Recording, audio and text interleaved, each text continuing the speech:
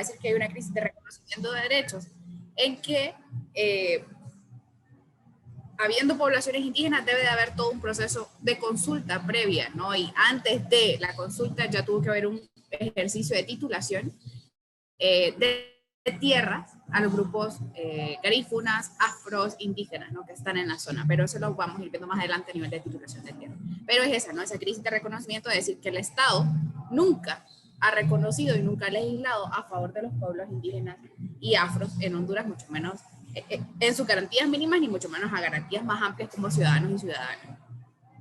Un segundo indicador es la expansión de la frontera minera. Del 2010 al 2018 hubo un aumento del 400%. Y esto tiene que ver con toda la política nacional emprendida después del golpe de Estado, ¿no? Hay toda una crisis ambiental desatada luego del 2009 por el número en aumento de concesiones en todos los rubros, concesiones mineras, concesiones hidroeléctricas, pero también el tema del monocultivo. Luego tenemos la expansión de la frontera agroindustrial, que es que de 1990 al 2010 hubo un incremento en 390%, es una crisis alimentaria, y de esto nos va a hablar Jaime más adelante, que es ese tema de cómo el acaparamiento de tierras en manos de grandes productores ha facilitado los monocultivos, como es el caso de la palma, como es el caso de la caña de azúcar, y cómo esa frontera ha dejado sin alimento y sin tierra, ¿no? Para cultivar para los pequeños campesinos y campesinas, comunidades rurales. Luego, un cuarto elemento es la corrupción extractivista. El 80% de las declaratorias libres de minería, libres de proyectos hidroeléctricos se desconocen. Entonces hay una crisis de representación y una crisis de participación ciudadana. ¿Por qué decimos que se desconocen? Ustedes saben que la ley de municipalidades establece dos mecanismos de participación ciudadana, el cabildo abierto y hacen esta del plebiscito, ¿no? Pero hay trampas en la ley de municipalidades. La primera es que el cabildo abierto, si bien es cierto, la comunidad puede decir que sí, al momento de ratificar las actas, es corporación municipal quien decide o no decide si pasa o no ese cabildo, ¿no? Mucho con lo de Tocó, aunque la población dijo que no, el alcalde continuó con el proceso de la concesión y con la renovación de la licencia ambiental de los compañeros en Tocó. Entonces, había una participación ciudadana, sin embargo, no se respetó. Luego, voy a avanzar un poco rápido porque son varias cosas las que quiero dejarles planteadas. Hay una infracción de las libertades políticas. Del 2010 al 2021, aproximadamente 164 asesinatos de defensores y defensoras. Hay una crisis, obviamente, de derechos políticos. También hay una infracción de derechos de mujeres, haciendo este impacto diferenciado, ¿no?, del extractivismo.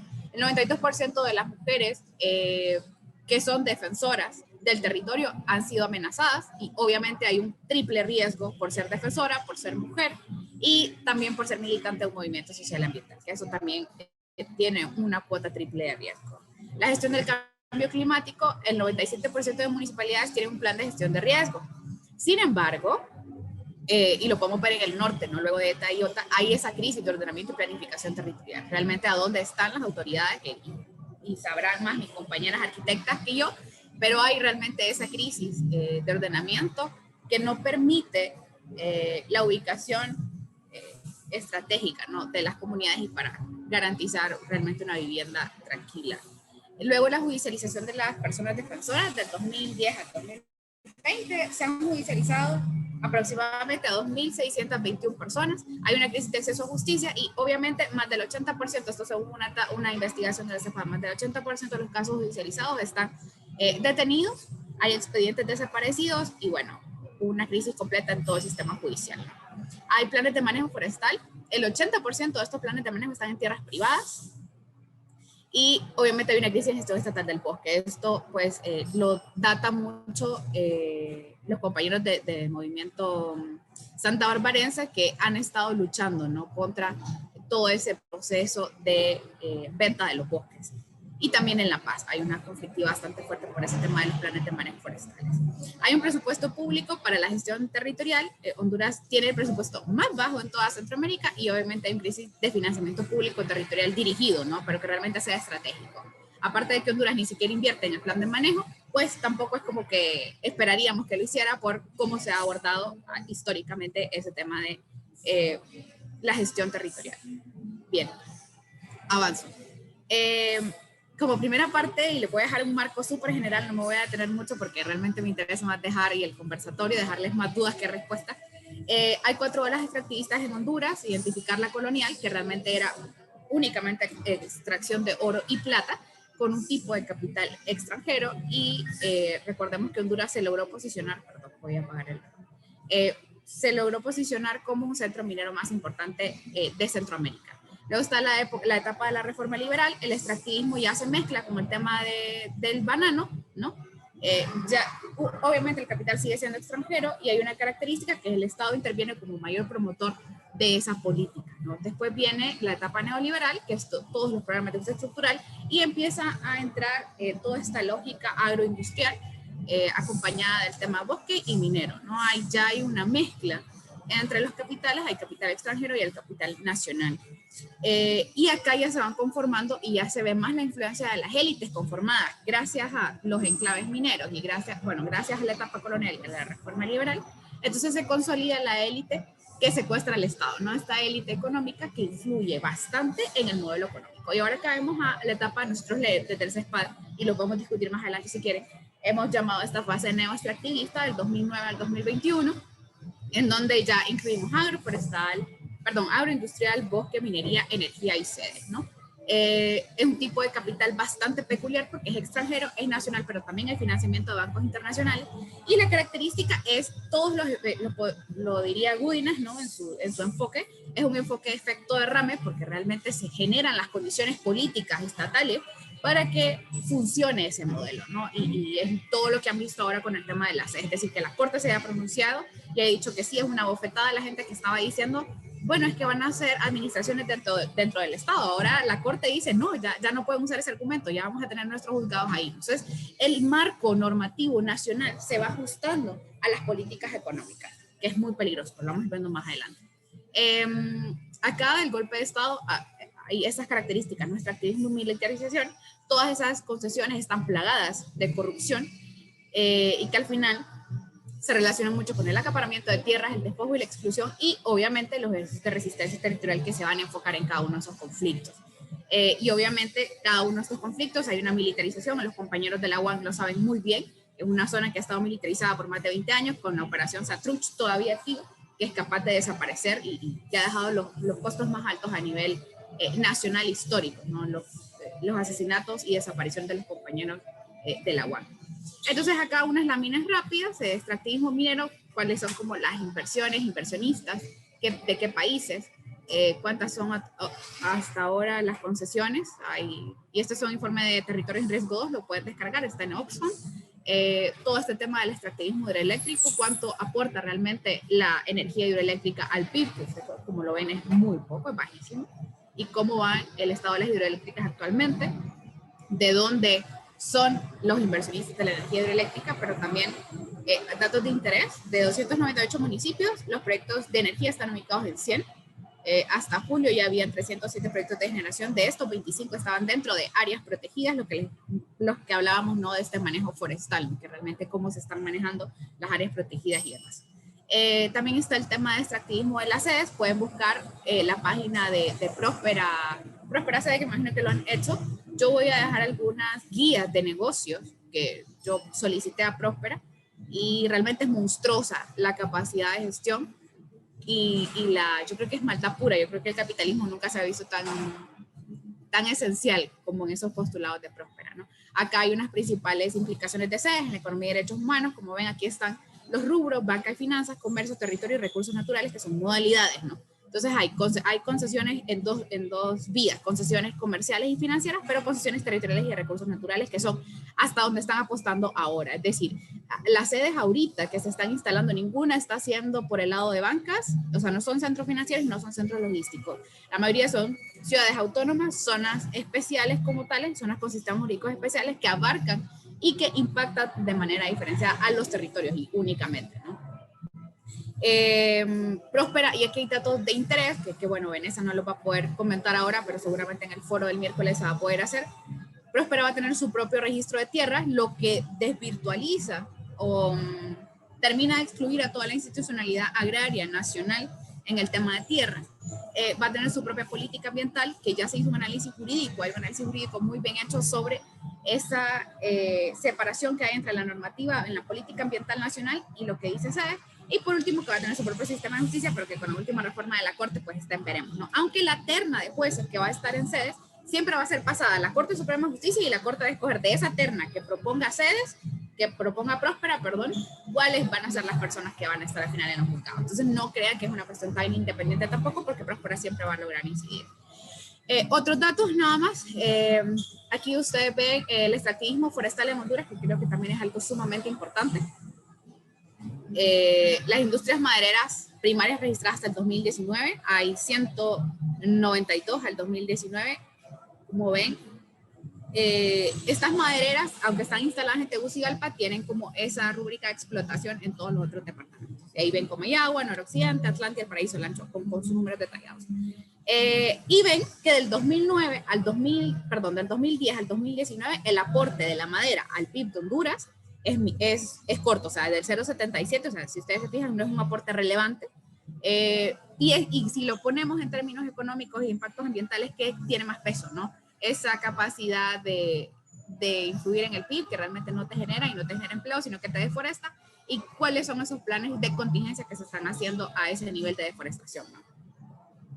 Acá, el extractivismo es de la agroindustria, y bueno, partiendo de la ley de modernización agrícola, ustedes saben que se dio una prioridad neta a la agroexportación, se concentró tierra, ya lo vamos a ver cómo, el desmantelamiento de la institucionalidad del sector público agrícola, la reducción de crédito, la dependencia alimentaria, el deterioro del medio ambiente, el incremento de la pobreza y la desarticulación del movimiento campesino, precisamente por todas esas esferas, ¿no?, de persecución y criminalización a los defensores y defensoras.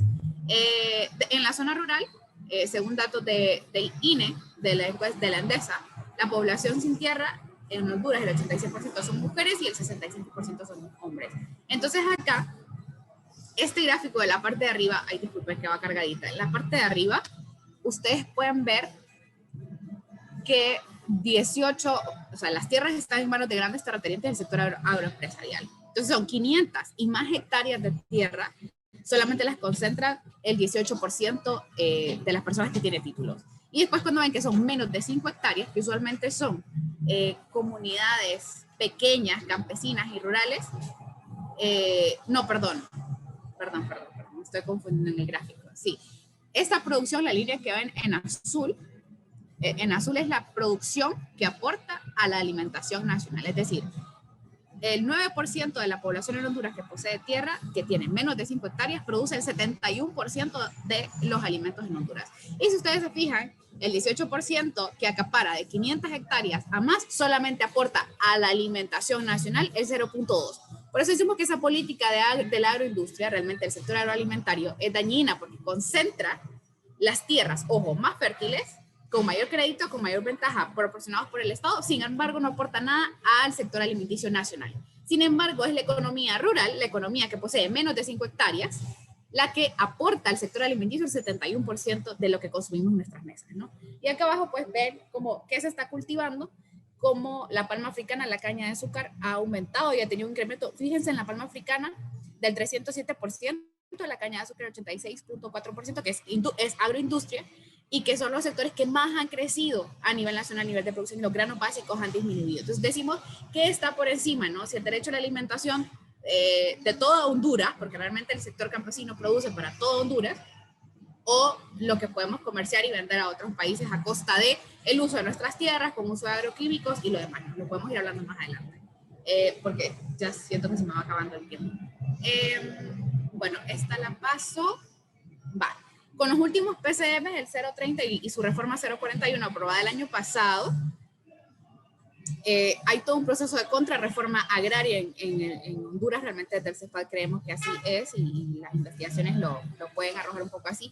Hay un debilitamiento de la institucionalidad agraria, lo mencionábamos, una reconcentración de la tierra para la élite, créditos agrícolas exclusivamente para bancas y para el sector productor, semillas transgénicas y los parques agroindustriales que también están contemplados en las sedes, ojo, y todo ese acceso a tierra no negado a los sectores históricamente excluidos, ¿no?, de las reformas y de todo lo demás. Ahora, a nivel de titulación, si se fijan, La titulación de tierra, que es una deuda histórica del Estado, tanto pueblos afros, indígenas y comunidades campesinas, ha sido nula. La entrega de tierras es un poco compleja. Desde 1958 al 2015 han sido pocos los títulos. Más adelante lo tengo en una siguiente lámina. Lo voy a dejar por acá. ¿Y cómo anclamos todo esto? Si se fijan, les he estado hablando de 3 rubros. El rubro extractivo bajo su modalidad minera hidroeléctrica, las sedes bajo esta nueva concepción de extractivismo y el sector de la agroindustria, ¿no? Son 3 modalidades diferentes que cada una tiene su problemática, pero que son datos que nos permiten evidenciar las tensiones que generan los extractivismos. A nivel de desarrollo, a nivel de democracia, en su nivel de participación ciudadana, no estamos hablando de temas electorales, a nivel de conflicto y a nivel de los DESCA, ¿no? Que son estos derechos económicos, sociales y culturales. Entonces, todos estos potencian realmente los impactos ambientales, políticos, sociales y culturales y realmente en género, y elevan las crisis socioterritoriales que al final tienen impactos a nivel nacional, comunitario y territoriales. ¿Cómo podemos medir un conflicto socioambiental? Y que en Honduras es muy interesante hacer esa lectura, ¿no? ¿Cómo vemos el impacto ambiental? El primero, de ese impacto ambiental sacamos un problema, después vemos ejercicio de resistencia, organización social y por último ese estallido del conflicto. Entonces, acá en Honduras nosotros hemos elaborado esta tabla que hay 5 indicadores: ambiental, ecológico, organizativo, político, cultural, político, judicial y socioeconómico. Entonces, cada uno de estos tiene sus características y realmente, de acuerdo a la última lectura de conflictos y registro de noticias y demás que se llevan dentro de la organización, hay estos niveles de influencia. Nosotros consideramos que a nivel ambiental y ecológico Honduras realmente está en un nivel de conflictividad alto, a nivel organizativo igual alta, cultural medio, político judicial medio y socioeconómico alto. ¿Y por qué? Solamente durante el 2020, y acá está un poco más diagramado realmente, y ven estas flechas, ¿no? Que nos permiten identificar la conflictividad entre media y alta para los departamentos de Copán y Santa Bárbara. Esto por la extracción de minería no metálica, que Rod igual lo conoce muy bien esta problemática, y luego el tema de Santa Bárbara, ¿no? Que es con todo el tema de territorialidad, perdón, de bosques. El indicador 1 y 2 y 4 en alta para Intibucá y para La Paz por un tema de hidroeléctricas, que es generación de energía, y por un tema de bosques, también Valle Choluteca por el tema de las sedes, Francisco Morazán en el Ancho por la tala, y todo ese tema de la zona norte entre Colón y Atlántida, ¿no? La conflictividad va a seguir aumentando por estos marcajes que les mencionaba anteriormente. No los puedo desarrollar todos porque realmente no me va a quedar tiempo. Entonces acá, ese marco de conflictos realmente va a generar una situación para las personas defensoras y defensoras del territorio. Y entonces, ¿qué pasa? Honduras realmente tiene carácter contrainsurgente, ¿no?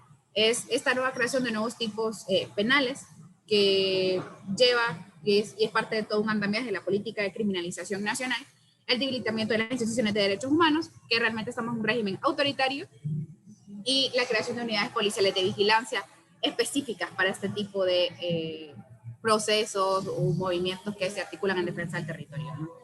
Y luego hay también ese carácter contrainsurgente caracterizado por la represiva, es decir, que ya es por una ola represiva que ya es policial y militar, por un tema de la ideologización del conflicto, es decir, a quienes identificamos como enemigos públicos y que realmente el Estado es muy, y de hecho Jaime podría hablar más adelante sobre eso, de cómo el COEP, por ejemplo, ha estado criminalizando a la gente que dicen ellos que invade tierra, ¿no? Y desconocen por completo el ejercicio político e ideológico de recuperación de tierras, que son prácticas del sector campesino histórico, ¿no? Pero cómo identificamos o cómo posicionamos un enemigo común, y la judicialización, ¿no? Que es parte de. Entonces, así se operativiza la política de criminalización, crear enemigos públicos, hacer vigilancia individual y colectiva, acciones de represión, división y enfrentamiento entre comunidades, a discriminaciones y obviamente asesinatos. En el 2021 se registra, hasta ahora se registran 6 asesinatos de defensores y defensoras asesinadas. Del 2010 al 2021, 162, y el 98% de ellas en completa impunidad. Entonces, acá datos de interés nada más: ente acusador hacia personas defensoras, el Estado en un 30%, empresarios en un 50% y terratentes en 20%. Ojo, que el empresario denuncia porque tiene a su favor la institucionalidad pública, y sabemos que se hacen pruebas, se crean medios para judicializar a defensores y defensoras, y son parte de eso. Es todo el conflicto socioambiental per se está guiado por políticas institucionales y la influencia del poder económico de las empresas y de los terratenientes. Ahora, y bueno, y acá los delitos que creo que sí es importante, ¿Por qué están siendo criminalizados en su mayoría los defensores y defensores de la tierra? Usurpación, desplazamiento, daños a la propiedad, portación de armas y daños al ambiente. Y ahora un caso importante en el 2021 que se está dando es el tema del desplazamiento forzado. No como están diciendo que son los compañeros y compañeras indígenas quienes están desplazando forzosamente a los empresarios, y cómo están utilizando esa figura penal del desplazamiento y se están convirtiendo los empresarios ahora en las víctimas.